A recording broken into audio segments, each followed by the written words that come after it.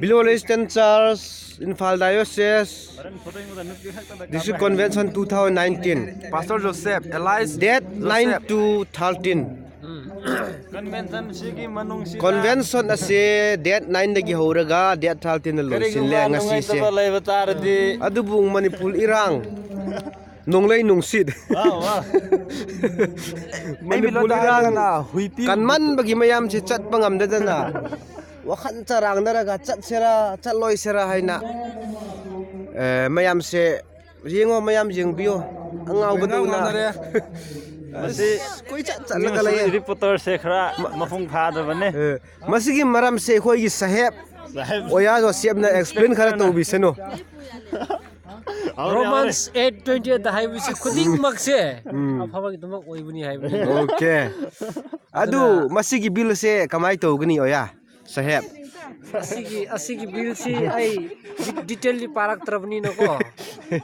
asigi bill si na mayam gi phaba oi hanbasi oi suna haibisi ai gi prasana ni ko Bondi oira oya adu de oya ngasi bon oi banina akoi mayam chat pa ya de panduna leri adu mayam chat khara basi he kitang chat pa mi sing kari ge maram no han chat pa ya brane as moi se hoi ne khara di nungai ti adu kari gumba akhoi laihau ba tare so akhoi nungai namuga convince tawra se ba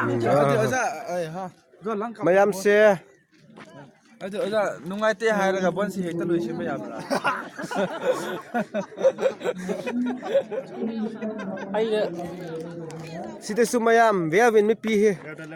train station na ne ding chading nei lo ho bang ying ta bi le he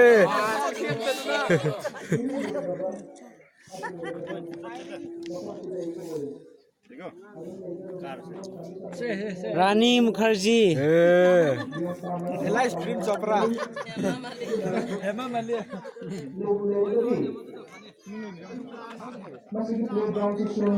ya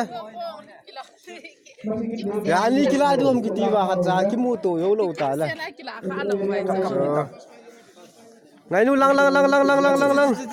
convention anung ham on ang o convention no mam na lung lai tu mo to ve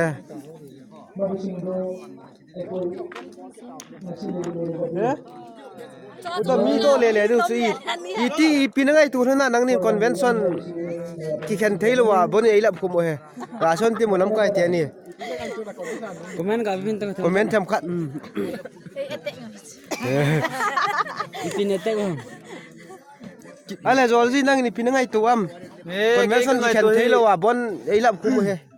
in lang thung de bo ngai toy te jo le ali pi kilo la bon hi khong thei ding ham sports ki ball lang hele bon ki hongin te acha na ai diang cho hoye asida su bon ki maram da kan na ngang naraga leye oyam mayam se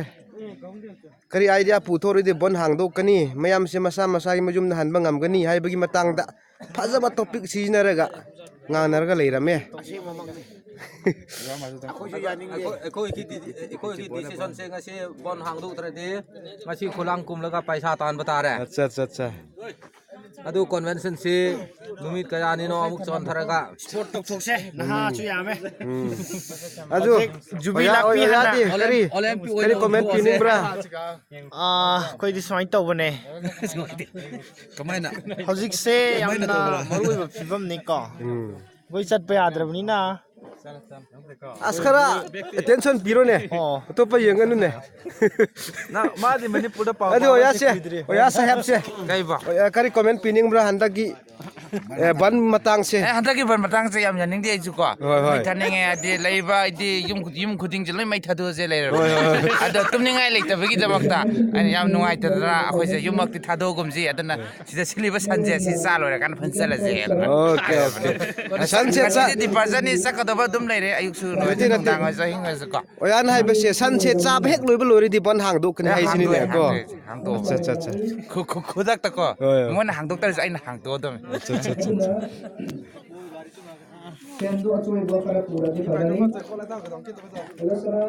adu di oya di kamai tori di ban hang do kan ne ha kamai tori di ban hang do kan ne ban hangbasidi akoinadi moi ban tawri misingdugidi akoina haiba ngamdre moi puksel kari no haibasidi adu bal hangna mi dongda de akoina hujise isori macha moine isora prarthana tawba natradi upai leite maramdi moina hujik tawrise lama khangda ban tawba haiduni ban hujik saugali ban je oiroi doba ban ne na thamge ban kuina tawre lairaba macha sing lairaba sura tala chaba ngakne ya manako moida ju hena disturb oi adu moina mu nauna ihau sagalakpagi matang amasu leiri ban gi matang sida kari maramgi noina ina kono paisa paiba ngaina ban tawraga akoise kene sara hilalaga kari thamino habi amaga ban tawbai masen gi marakta ena irang sagatpagi ama lakani adu sarupudi madugede ingthaba tapthaba porakna widamta aina ai wafamdagi isora gi parna tawba punna puminarakpa afaba porakpa habuduni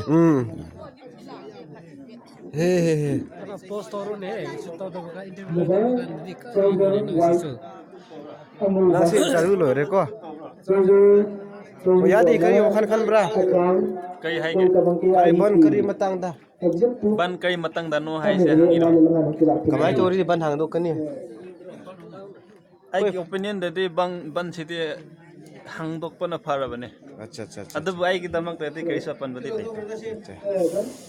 Ban gi matang si da ai gi da haining ai su kai si laite. Adu na media masum adum tatyo yara.